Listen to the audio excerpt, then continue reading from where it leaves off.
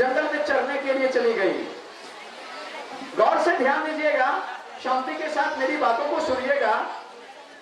एक बार की बात है कि एक गाय जो जंगल में चल रही थी, वो धीरे धीरे रास्ता भटकने के कारण बहुत घने जंगल की ओर बढ़ गई।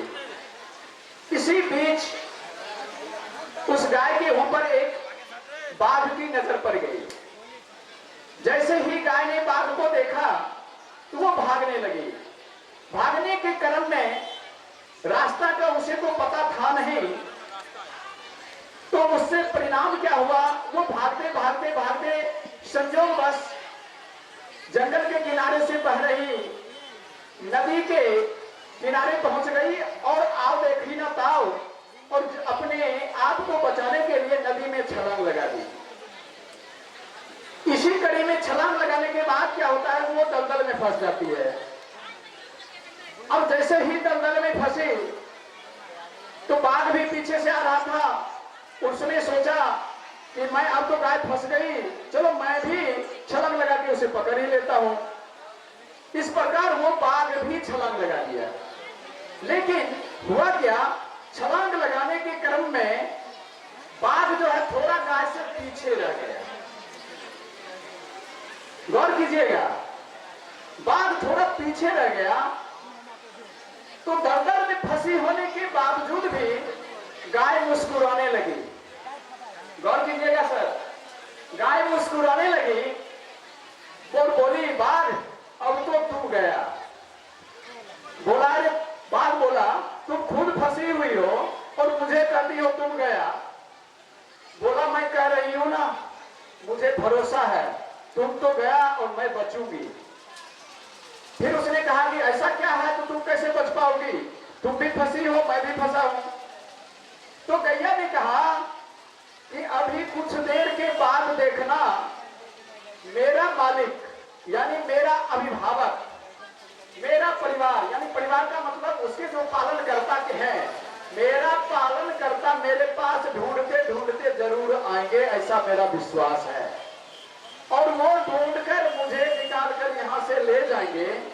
लेकिन तुम्हें कौन ढूंढने के लिए आएगा, तुम्हें कौन बचाएगा? तो गैया का ये विश्वास जो था वो सही निकला। और कुछ ही देर बाद उस गाय के मालिक, उस गाय के पालन करता कुछ ग्रामीणों के साथ ढूंढते ढूंढते उस जगह पर गए और गैया को उन्होंने रस्सी के सहारे बाहर निकाल लिया। गैया को अपने साथ ले गया और बाघ बेचारा उसी दलदल के बीच समाप्त हो गया। उसकी प्राण उड़ गए और वो समाप्त हो गए। कहने का तात्पर्य मेरा यह है कि आज जितने भी बच्चे यहाँ उपस्थित हैं, उनके अभिभावक, उनके माता पिता और ये बेटर सोसाइटी, आज अगर थोड़ी देर के लिए उनके माता पिता अगर पीछे भी रहते हैं तो ये बेटर सोसाइटी उनके अभिभावक के रूप में खड़े होते हैं, उनके पालनकर्ता के रूप में खड़े हुए हैं।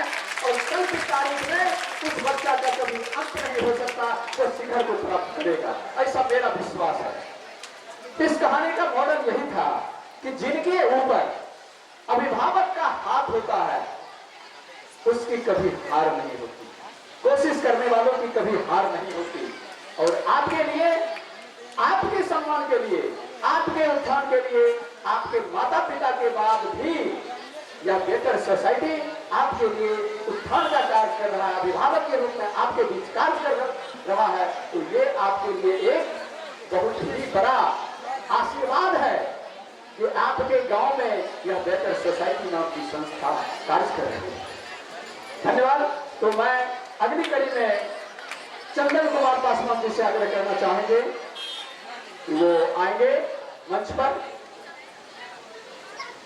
और इसी बीच हमारे बीच हमारे मुख्य अतिथि पधार चुके हैं, तो हम एक बार पुनः आप सबों से आग्रह करेंगे कि जैसे ही हमारे मुख्य अतिथि हमारे